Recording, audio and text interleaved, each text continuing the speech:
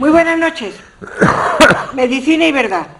Esta vez estamos más acompañados porque ha vuelto otra vez un amigo nuestro, y de ustedes también, puesto que trabaja para todos, para todas nosotras y para los caballeros también. Este amigo nuestro se llama Manuel Mayo y viene acompañando al doctor Corzo. Lo voy a presentar en este momento.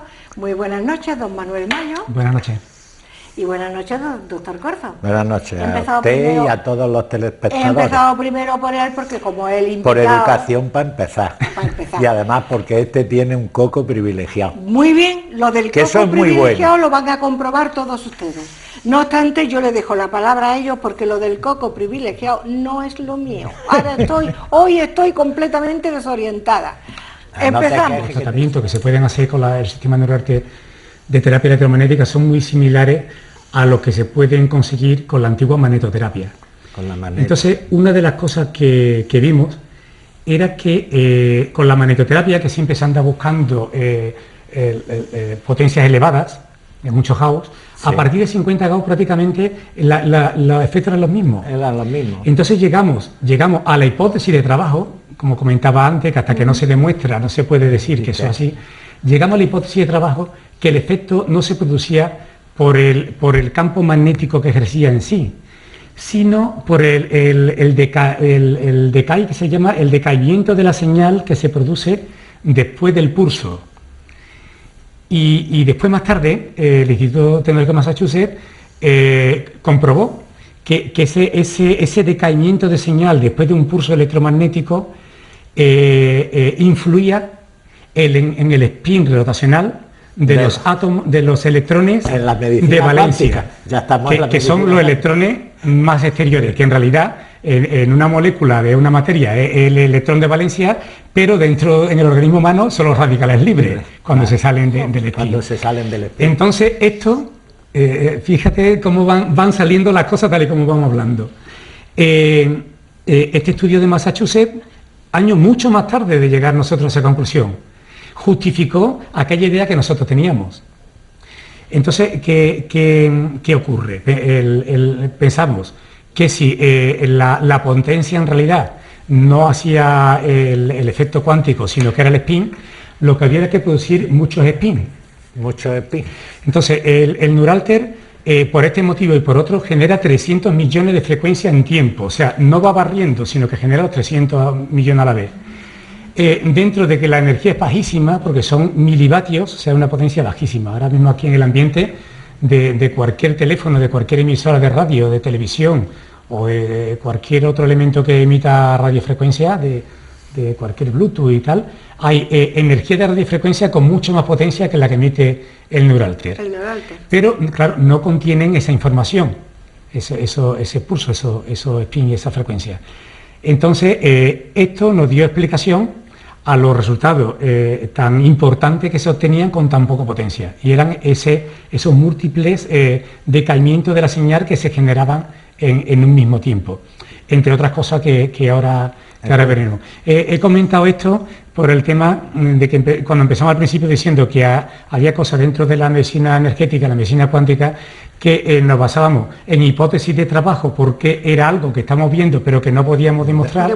Y en este caso, fíjate, caso de hablar del Instituto Tecnológico de Massachusetts, que fue donde se demostró lo que muchos años antes ya habíamos visto nosotros. Yo tenía el Neuralter antes que el Tecnológico de Massachusetts. Antes que lo hicieran ellos. Bueno, y yo te pregunto, Manolo, vamos a ver, si una persona, para esta medicina, parte esta medicina de que la persona esté completamente sana, o si la persona, vamos a suponer, tiene ya una enfermedad, tiene ya, por ejemplo, el hígado mal, o tiene, por ejemplo, el corazón mal. Para la gente enferma. Para la gente enferma. Pero no es medicina preventiva. Justo, no, pero no. Sí, pero ella puede hacer preventiva. Ella lleva su punto de razón. No. Si yo sé lo que antes hemos dicho que se pueden tratar las enfermedades cuando están a nivel energético, claro, que pasen a la fase celular. Exactamente. Exacto, sí. Entonces, si ya ha pasado a la otra a la otra fase, ¿qué ocurre? Por ejemplo, a la fase celular. Persona, exactamente. Sí. Pues bueno, ahora veremos todo el efecto que produce el equipo y veremos cuáles son los efectos que se pueden producir mediante bioresonancia a nivel cuántico, o sea, a nivel de esa información fallida. Y cuáles son los efectos que se producen a nivel cuando ha pasado ya la fase celular. Sí, exactamente. Y efectivamente está bien que haya hecho esa pregunta porque, bueno, el Neuralter hace ya muchos años que estuvimos con él, cerca de 20. Yo he estado mucho tiempo retirado del asunto porque he estado más con el tema de medicina estética, como vimos el otro día, con estos aparatos. Y ahora vamos a retomarlo de nuevo porque pienso que es el momento de empezar con ello. Porque ya hay mucha más información sobre este tipo de medicina, porque se entiende con más facilidad que antes, estamos más abiertos al entendimiento, y porque creo que nos encontramos en un momento socioeconómico en el que se tienen que buscar medicinas que curen, que funcionen y que sean económicas, que el gasto para el Estado y como consecuencia para todos nosotros sea más bajo, y que los índices de sufrimiento por la propia medicina sean más bajos también para el paciente. Claro.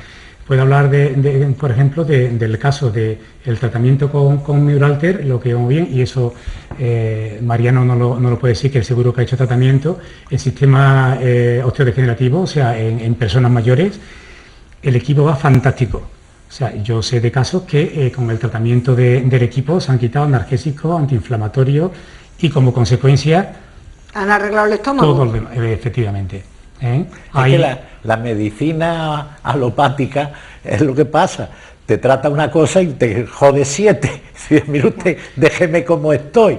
Y si no trata usted de quitarme este dolor o esta artrosis, pero por Dios no me haga usted polvo el estómago ni el hígado. Exactamente. Claro. Sí, la medicina... Y bueno, aparte de que, y ya esto lo hemos visto, cómo se han tirado contra las multinacionales, que algunas de ellas han pagado ya hasta 6.000 millones de dólares para evitar en Estados Unidos el que se le eche encima los damnificados por esas medicinas, y a lo mejor eran antiinflamatorios o antirreumáticos, que daban problemas cardíacos, que han matado un chorro de gente, y entonces ante eso ya han pagado para no llegar al juicio. Hubo un laboratorio que él mismo retiró el antiinflamatorio. Claro. Había una incidencia de un 15% de fallecimiento por úlcera gastroduodenal en un estudio precisamente hemorragia aguda. Sí. Y antes de retirar el antiinflamatorio pagó 16.000 millones de dólares a los damnificados. Sí. Hombre, esto... Para no llegar al juicio en el Supremo, que hubieran ido todos a la cárcel. O sea, que es que, por eso digo, la medicina... Con este comentario hay que dejar una cosa clara, de que nadie debe de renegar de la medicina, y mucho menos los médicos, ¿no? La medicina es la que cura, es la que científicamente se sabe que te va a hacer lo que se dice que va a ser. Otra medicina puede que sí, puede que no. Es la que te va a sacar de un estado grave, o sea, si tiene un problema grave en el que te juego tu vida, un proceso agudo y tal, está claro que no te ponga a buscar otro tipo de medicina. La medicina es la que te va a curar, pero en muchos procesos crónicos, es verdad, y todos lo sabemos, que pueden ser tratados con otro tipo de medicina, como puede ser la terapia electromagnética, más barata, o sea, y mucho menos perjudiciales, menos efectos secundarios. Menos perjudiciales. Exactamente, y menos dolorosa también, porque tantas inyecciones, tantas cosas, eso te hace... Y sobre todo infinitamente menos peligrosa. Claro. Para empezar, claro, es que el peligro de la medicación es que tú te tomas una cosa que a lo mejor al 90% le va bien, pero al 10% restante lo mata. Y si tú eres de los que estás condicionado a morir si tomas esa medicina, que palmas. No, exactamente, es que hay personas que... Tú sabes que hay unos estudios también de antiinflamatorios que han dado ataques cardíacos, ni te cuento. Sí. Y además, como en Estados Unidos en eso sí son muy exigentes los protocolos de la urgencia, pues claro, ¿qué medicina está tomando el señor? Fulana. Y cuando suman los millones, los 200 o 300 millones de casos de urgencia de Estados Unidos con los infartos, se ve que el 38% de aquellos infartados tomaban esa medicina. Dicen, hostia, aquí hay algo. Claro, esto es que es muy importante. No, porque todo el mundo, y más en la actualidad, y porque es así, todo el mundo quiere vivir mejor y ganar más dinero.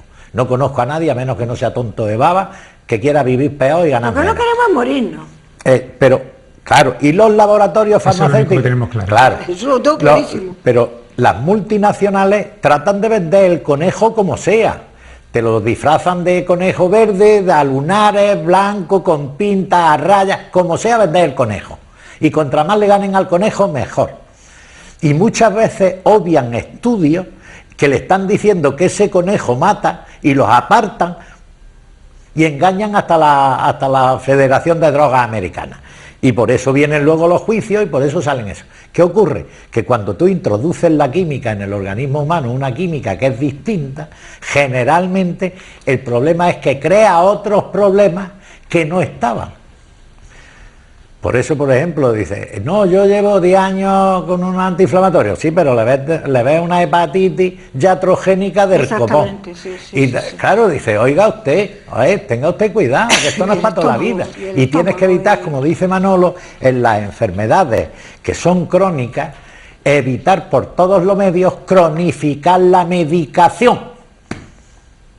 Evitar que se cronifique la medicación y que una señora, porque tenga una artritis reumatoide, se pase 20 años tomando antirreumáticos. Es que ya porque no acaba sin hígado y acaba sin estómago. Eso para empezar. Y sin efecto porque se acostumbra a esa medicina y ya no le hace efecto. No, y además porque realmente está demostrado que no vale. Si es que esto es lo triste. Para eso tiene la microinmunoterapia, y el tema ARTH. Que por eso precisamente se llaman, cuando se le llama bien, medicinas complementarias. Claro. O alternativas. No, alternativa no. No existe alternativa a la medicina. La medicina es la medicina. Y todo lo demás son complementos a la medicina, mientras que no puedan demostrar que es una medicina. Claro. Todos estos sistemas de los que estamos hablando, siempre al no poder demostrar totalmente, bien por falta de interés, bien como decía antes Mariano, por intereses creados, su superior eficacia, no ha pasado a ser medicina. Entonces hay gente que llama medicina alternativa, pero no alternativa. O sea, tú tienes que curarte con la medicina oficial, con la que tenemos. Entonces esta puede ser, se debe llamar complementaria, porque la alternativa no existe. Complementar la otra medicina. Y como decía él antes de la cronificación de un medicamento, una vez que le complementas, puede ir racionalizando ese medicamento. Hasta quitarlo. Porque el medicamento, hasta una concentración no hace nada, a partir de una concentración hace efecto, cuando pase de una concentración hace daño, entonces sería una forma de complementar para que si tiene que continuar con ese medicamento, que las concentraciones no sean dañadas. Claro, si tomas 6 pastillas de antiinflamatorios al día, 2 y 2, que acabe tomando una por la mañana, punto. Y mientras se le puede poner neurarte a la artrosis. Y en algunos casos no va a necesitar ninguna, pero bueno. Eso. Pero cuando ya vea que no necesita ninguna, o sea, no puede decir no le pongo el antiinflamatorio porque el antiinflamatorio es lo que hay que poner. Según los médicos alópatas. Que esa es una cosa que tenemos que tener clara, que no existe medicina alternativa, existe medicina complementaria. No, alternativa sería, te puedes curar por A o te puedes curar por B. No, porque por esa A, es la alternativa. Por A, que es la medicina, hay una gran seguridad en que te va a curar. Por B no lo sabemos. Puede que sí, puede que no. Una gran inseguridad, Manolo. Bueno, puede que sí, puede que no. Entonces puede ser complementaria, pero no alternativa. Y ahora, una vez que la complementa, pues después ya ves cuál es la que mejor te funciona.